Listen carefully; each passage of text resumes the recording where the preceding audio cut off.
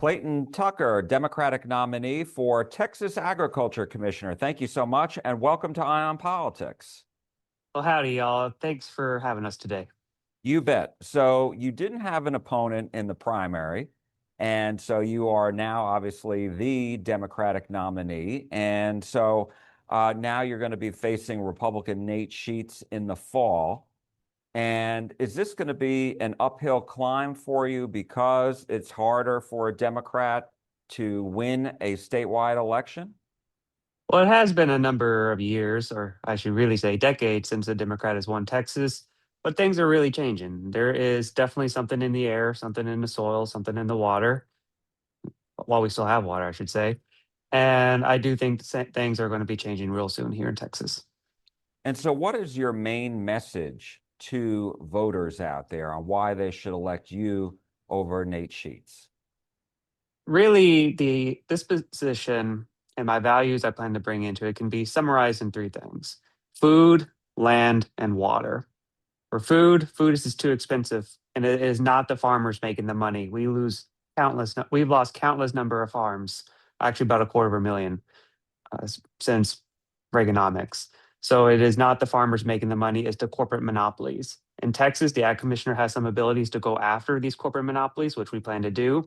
But one of the other big ones is what I mentioned towards the very end about water.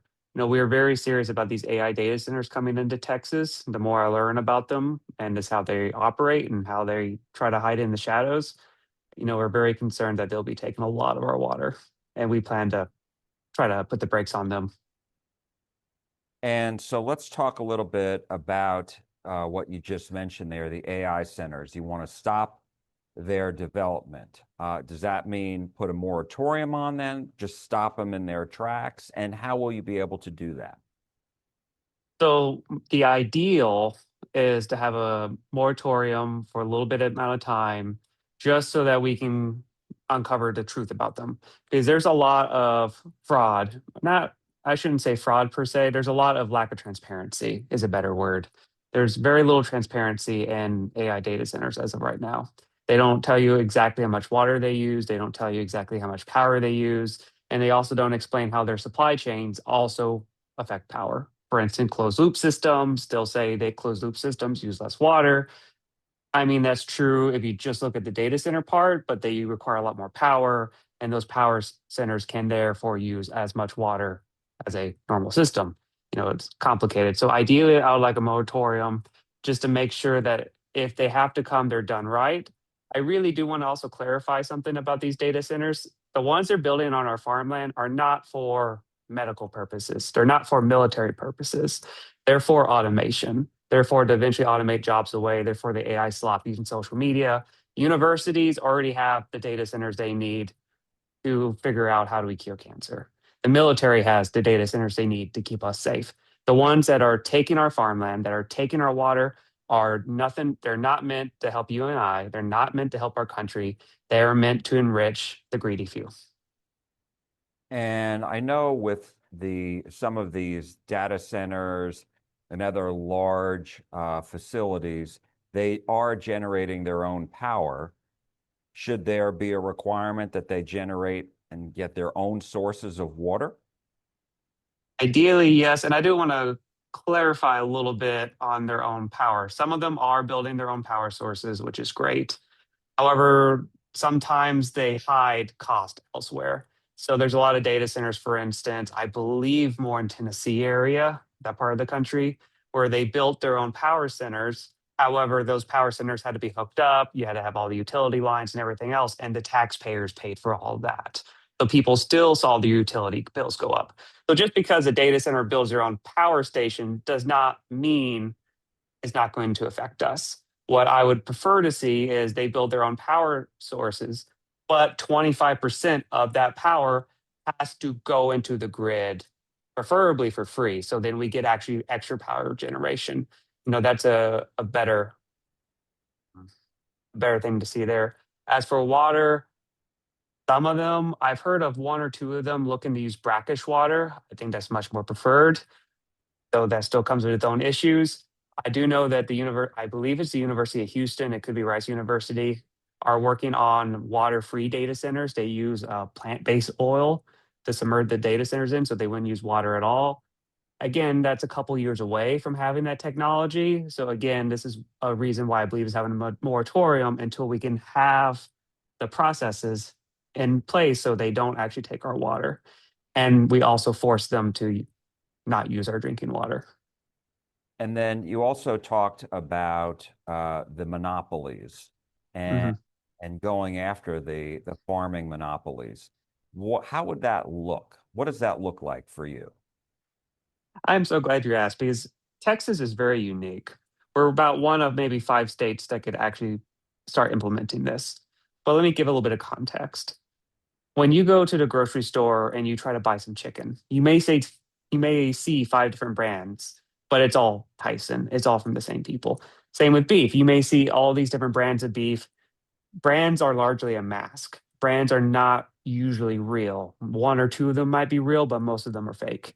Because in fact, there's only four corporations that control the entire meat industry.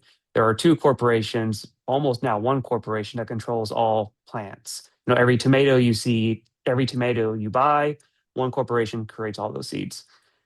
And a lot of these monopolies rely on actually importing food. Texas, we used to be a breadbasket for ourselves. Now we're a breadbasket for everyone but ourselves. A lot of the food we grow here isn't for Texans, it's for everyone else. As ag commissioner, we will be working to implement a rule that any food served at Texas public schools has to be from Texas farmers, from Texas ranchers, and processed by Texans as well.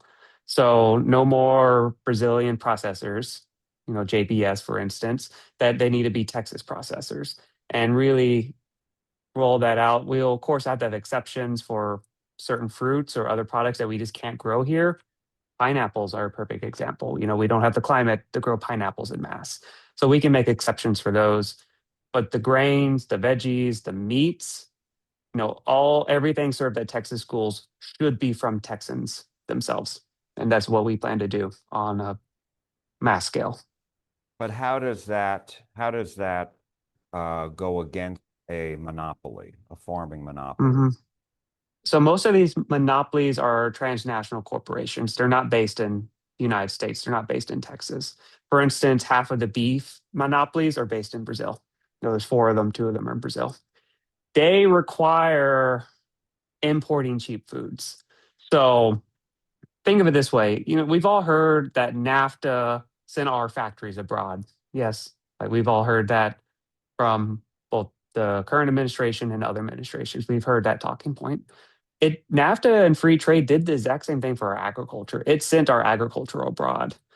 So by reshoring our agriculture and making those requirements, we actually will have a chance to break up the monopolies. Now it has to be done right. It has to make sure that it's locally owned, preferably cooperatively owned here in Texas. We don't want to form a Texas processor and then have them immediately bought out by a monopoly. Like that would defeat the purpose. But we've talked to a number of monopoly experts, particularly in the agricultural industry, and they have been telling us that Texas is one of probably five states where we can do this on a full scale. Just because of the size, not Just the this for requiring the food to be grown here, that by itself breaks up a lot of the monopolies, which are usually based in usually Central America, South America. That's where we get most of our food, to be honest. And as far as the framework, do you need any assistance from state lawmakers to enable the agriculture department uh, to do this? Or is everything Mhm. self-contained within the rules and the authority that the Texas Agriculture Commissioner has? That is the answer to that question is both a yes and a no. So there's a lot we can do with particularly like the processors and country of origin of our food. There's a lot that we can do single-handedly, very unilaterally on that issue. Other parts of the monopolies that we can't go after are like monopolies on inputs and equipment, like John Deere, for instance. I love their tractors. I love their workers. They're a major monopoly. Same with Bayer Monsanto. Like if you want to talk about monopoly really harming the agriculture community, it is the monopolies on inputs and equipment. That we're going to need a really good attorney general, that we're going to need a really good Congress and a very anti-monopoly administration to really go after those. And though we do have to go after those if we want to bring food prices down while also bring farm wages up. So we have to do a little bit of a balancing act between those two spheres. Sounds a lot more difficult than it appears, right? Because I know you said one of your other main themes is making food and farming affordable. That's a Mhm. lot of moving parts right there. Oh, my papa had a saying that nothing worthwhile is ever truly easy. But I also want to make sure to tell this little story. So, my papa was a cattleman based here in Lampasas. And let's say you went to the grocery, it's 1970 and you went to the grocery store. From $1 worth of beef you bought at the grocery store, my papa, as the cattleman, would have gotten 60, 70 cents of that dollar. Nowadays, you go to the grocery store, you buy $1 worth of beef, the cattleman, will get 20 to 30 cents. Now, technology on raising cattle has not fundamentally changed. There are some things that made things easier, but nothing's fundamentally changed. The only thing that has changed are these corporate monopolies. So that big, as we all know, the price of beef has gone up very significantly since 1970, and farm wages have gone significantly down since then as well. So we expect that food prices could drop pretty considerably if we break up these monopolies, while at the same time raising wages for family farms to make farming a middle class way of life again.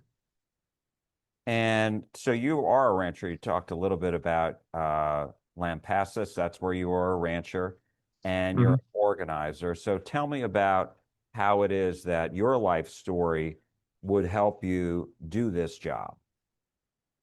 As you mentioned, I am from Lampasas. We raise cattle and goats and donkeys as well. And really, what got me involved, politically speaking, is there's really two things that got me involved. So I definitely grew up Republican. I grew up conservative. The Iraq War caused me to switch parties. I just got so mad that we were invading other countries for oil and to feed the war machine. But then I ended up living abroad for a while. I lived in Taiwan. I was a water researcher and an agricultural researcher, just studying their water and ag policies compared to ours. And the first 2 weeks I was over there, it was the weirdest thing. I felt like I was detoxing. I had to shakes, I had to sweats, I couldn't sleep, I was hungry all the time.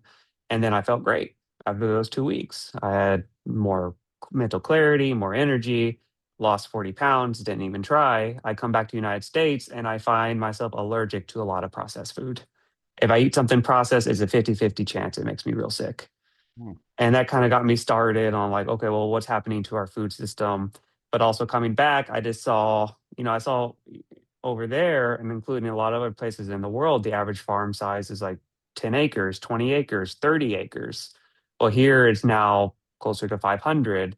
And those folks can still barely make it half the time. I've talked to people with 4,000 acres who can't barely make it because of how these monopolies are just crushing them. And that monopoly issue is not unique to the United States. It's a growing problem everywhere, but it's hitting us the hardest first, if that makes sense. So those two factors really pulled me into organizing. I do a lot of international trade work, usually going after these monopolies because they rig international trade rules to keep their monopolies set, including like the right to repair, for instance. So there we are. And let me just ask you, you talk about fair trade, and what do you make of the tariffs? So tariffs can be a phenomenally useful tool if done correctly. And I will say right now, these tariffs are putting the cart way before the horse. Tariffs can be good at first off punishing bad actors. So for instance, if a corporation burns down the Amazon rainforest to raise cattle, like, yeah, we should tariff those folks.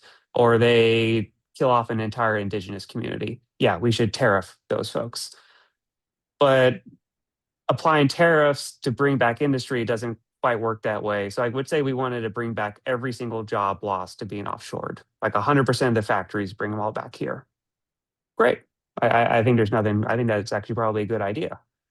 To do that, we would have to double our out. We have to double our factories.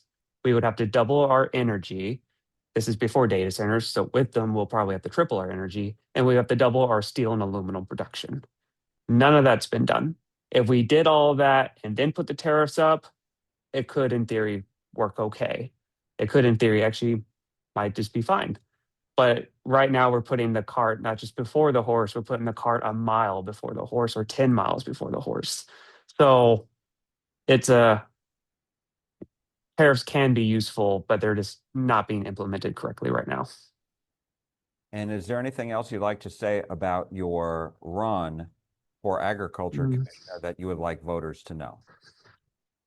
So we talked a lot about food and farming prices. We talked a bit about data centers and water. Another issue that we need to really talk about is addressing land. And by which I really mean the average age of a farmer right now is 60 years old. What's going to happen in 10 years? In my view, Bill Gates and the rest of the greedy few will own even more of our farmland. I am the first nominee from either political party to be born in the 1990s. Please not try not to hold that against me. I'm 35 right now, and we are going to get really aggressive to bring young folks back into farming. And that's going to require going after these monopolies because until we go after these monopolies and break monopolies, farming will never be affordable enough to get young folks into farming. I talked to a lot of people my age. They want to get into agriculture, they just can't afford it. And of course, if these AI centers come and take all of our water, we won't have ag in Texas. We might not even have cities. I mean, look what's going on in Corpus Christi right now. Like that's even before AI moves into their area. They're already running out of water. So food, land, and water, that's what we're fighting for. Clayton Tucker, Democratic nominee for Texas Agriculture Commissioner. Thank you so much. We appreciate it. Thank you.